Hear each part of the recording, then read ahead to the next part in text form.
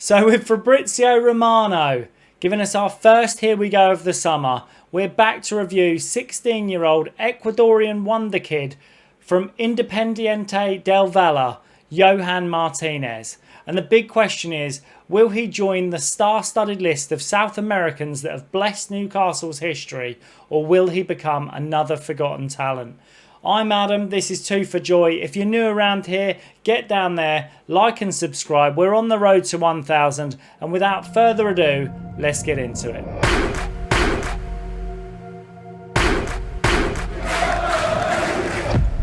So we'll start off by talking about the Fabrizio Romano report. And basically in the last 24 hours, he's come out and said that all the documents have been countersigned. So Johan Martinez, 16 years old, will be signing for Newcastle next summer, not this summer. And due to FIFA rules, any players the age or under the age of 18 cannot join a Premier League team. So his date of birth is 10th of May 2009, which means he'll turn 17 next month, 18 before the summer window next season. So we can fully expect him to come in next season. Now, what I'd like to do is talk a little bit about the club he's coming from, the teams he's been linked with, a bit about him, and then what does this mean for Newcastle and what do we think realistically of this signing going forward. So we'll start with Independiente del Valle. Now, they've improved their academy, building a European-style infrastructure, offering accommodations alongside a strong focus in education and psychological development. So, realistically, they have a better youth setup than we do currently. They've built a broad scouting network to find early talent and reinvested the player sales into their facilities. Basically, all the players they've sold in recent years, they've reinvested into the structure of the club. It's a very holistic approach with a sustained investment that's helped to produce high talent playing in Europe. And they've kind of become the benchmark for South American structures within bringing on youth players. And this is really highlighted by the two players that have come out of their youth system that are currently playing in the Premier League, which is Moises Caicedo and Piero Hincapié of Arsenal. It's a really interesting setup. I would personally say I'm really pleased that Newcastle have kind of broadened their field into looking into teams and talents like this, because a lot of these kids are the guys that will go to your Strasbourg or your Leverkusen or Leipzig, and then 5 years, 6 years later, we will end up paying, or Premier League clubs will end up paying a premium for them.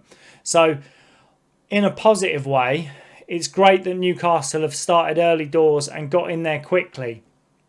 The clubs that he's been linked with are the likes of Arsenal, Chelsea, Brighton, RB Leipzig and Bayer Leverkusen. They've all shown interest in him. They've all been scouting him for at least a year. So it is fantastic news that Newcastle have got in there quickly and kind of just gone under the radar and got this deal done. So let's talk about Martinez. He's a left winger, predominantly a left winger stroke forward, kind of in the same style as Anthony Gordon with his positional sense. He is both footed. I see a lot of reports saying he's heavily right footed. He can play with both feet. While he's a right footed player, he can definitely play with both feet. He looks to be a flair player with all the tricks to go with it. And I'll be honest, watching him, watching his highlight reel and watching him play a full 90, he looks like a young Maxi. There's a lot of instinct in the way he plays rather than the decision making. He looks to be a bit of a rough diamond, but he's a very talented player. He's feared for his rapid pace, his effective dribbling.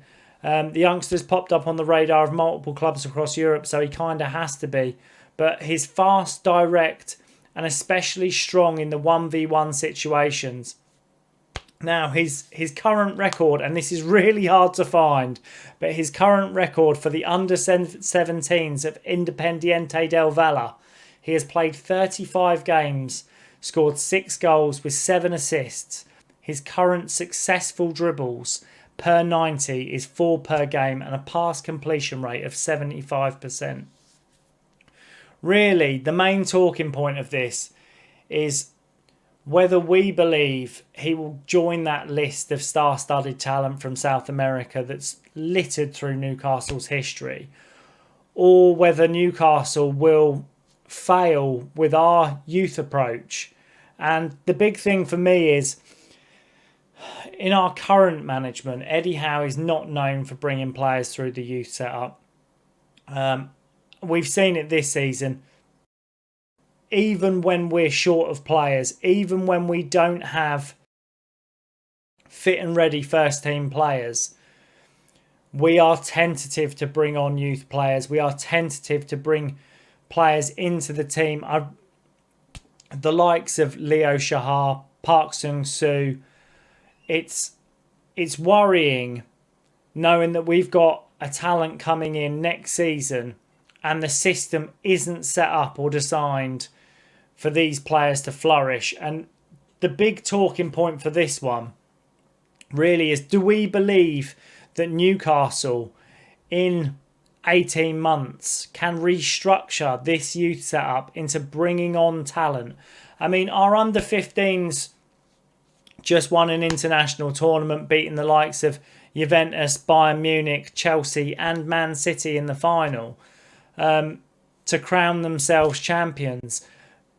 And realistically, how many of those 15-year-olds will go on at Newcastle? While they're super talented now, how many of them will go on and actually break into the first team is a worry. If I'm honest, it is a big worry for me.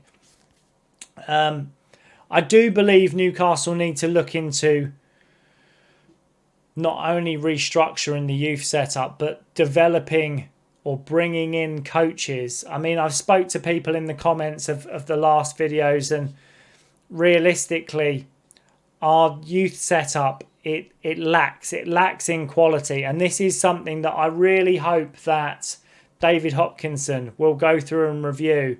And while it looks like Newcastle are making moves in other areas, bringing in Knox as a sponsor, renaming the training ground to the Knox, and then news coming out that there's a possibility of Seller leaving us next season, or not next season, the season after, and Newcastle bringing in a north of £50 million shirt sponsor.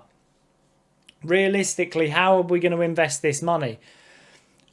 Are we going to put it through the first team and keep trying to bring in bumper signings at high profile prices? Or are we going to really invest in this youth structure and start to see some gains from it? And what I would say is, when you look across the Premier League, there are very few teams that actually keep hold of their youth players now. It's always been a problem ever since FFP and PSR.